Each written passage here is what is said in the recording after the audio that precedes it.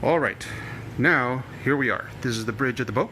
Oh, excuse me, ship, yacht. And right here, we are going to be redoing this floor right here. This section just took a little wear and tear. We're just going to do a quick, I guess you could say, resurfacing of this floor, adding a new layer of finish, make it nice and clean. It's pretty good condition to begin with, just a few nicks and scratches here and there, but nothing too serious. But back here, where we actually deal with the main, the main cabin, we have the exact same floor. It's actually in better shape, except there's an unfortunate, you can see it right there in the lighting, scratch. It's a deep scratch.